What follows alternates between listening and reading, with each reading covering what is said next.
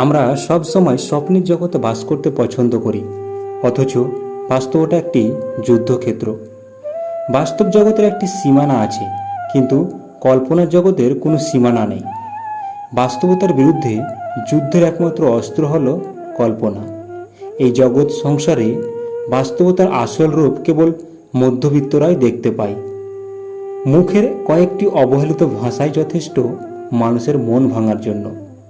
একজন মানুষকে ভিতর থেকে মেরে ফেলার জন্য তার কাছের মানুষদের অবহেলাই যথেষ্ট।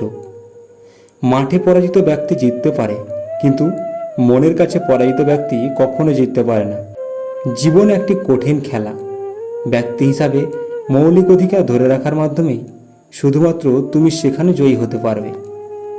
সবচেয়ে কঠিন কাজ হচ্ছে নিজেকে চেনা, এবং সবচেয়ে সহজ কাজ হচ্ছে অন্যদেরকে উপদেশ দেওয়া। কোনো কাজে বেশি সময় লাগলেও ধৈর্য সহকারে কাজ করে যাও, তাহলে জীবনে একদিন প্রতিষ্ঠাতা পাবে। আমি বলবো না যে আমি হেরেছি, আমি বলবো যে আমি হারার কারণটা বের করেছি। বয়স্ক মানুষদের সম্মান করো, ছোটরা এমনিতেই তোমাকে সম্মান করবে।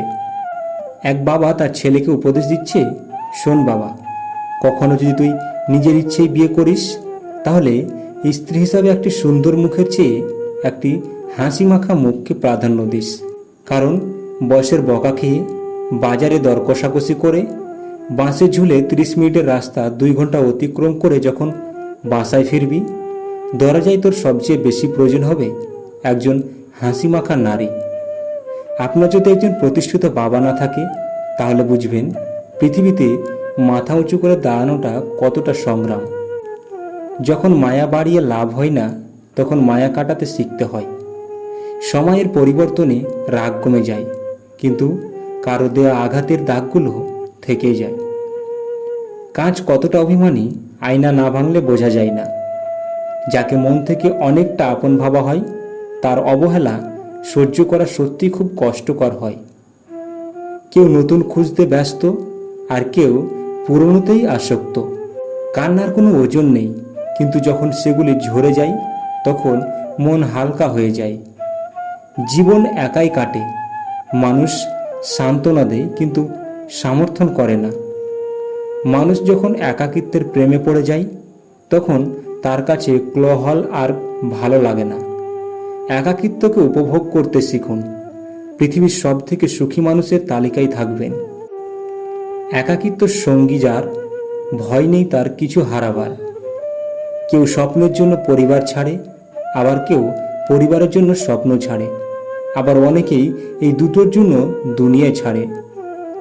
এই শহরে সবারই কষ্ট আছে। কেউ প্রকাশ করে, আবার কেউ হাসির মাধ্যমে উড়িয়ে দেয়।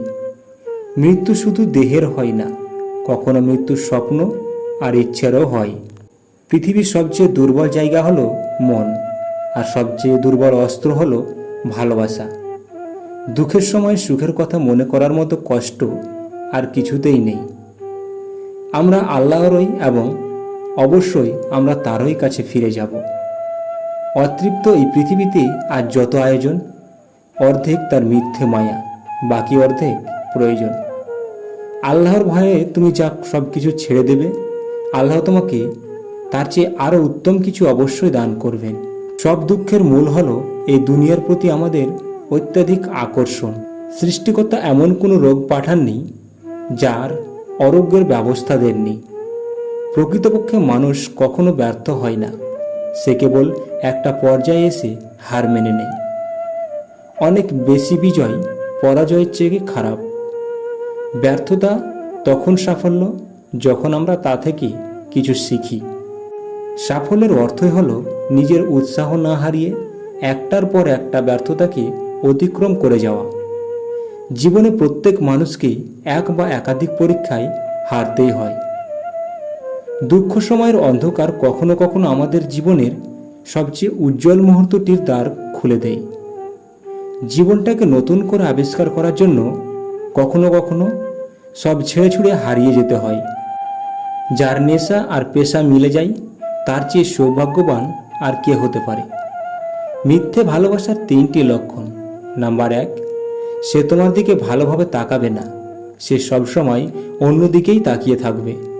নাম্বার 2, সে একটু কথাতেই রেগে যাবে এবং সে সবসময় উদাস মনে থাকবে।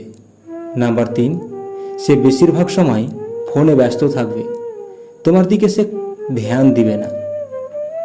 দাম্ভিক হওয়া সহজ, বিনয়ী হতে হলে প্রয়োজন অসাধারণ আত্মসম্মান এবং মানসিক শান্তিমত্তার।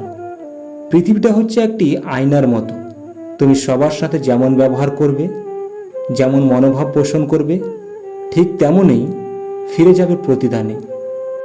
জীবন একটি সাইকেল চালানোর মতো, যেতে না চাইলেও অবশ্যই আপনাকে চলতে হবে। এই পৃথিবীতে কিছু মানুষ আছে যাদের ভালোবাসা শুধু স্বপ্নেরই ধরা দেয়, বাস্তবে না পাওয়ার বেদনায় শুধু তাড়িয়েই বেড়ায়। ডিয়ার জীবন, যত ইচ্ছা খেলতে থাকো আমার সাথে, আমিও হারতে শিখিনি। জীবনে নির্দিষ্ট লক্ষ্য না থাকলে সবচেয়ে বড় সমস্যা হলো তুমি সারা জীবন ফাঁকা মাঠের ভিতরে ছুটলেও গোল দিতে পারবে না। যে স্বপ্ন আপনি একা দেখেন তা কেবল একটি স্বপ্ন, আর যে স্বপ্ন আপনি সবাইকে নিয়ে দেখেন তা হলো বাস্তবতা। ভাবতে অবাক লাগে, একসময় যাদের সাথে স্কুলে বেঞ্চে বসতে না পারলে মনটা খারাপ হয়ে যেত, তাদের সাথে এখন সামান্য যোগাযোগটাও হয় না। বন্ধুরা, এই ছিল আজকের ভিডিওটা কেমন লাগলো তোমরা আমাকে কমেন্ট বক্সে কমেন্ট করে জানাবেন এবং ভিডিওটাতে একটা লাইক করে বন্ধুদের সাথে অবশ্যই শেয়ার করে দিবেন। দেখা হচ্ছে পরের ভিডিওতে, ততক্ষণের জন্য সবাই ভালো থাকবেন। ধন্যবাদ।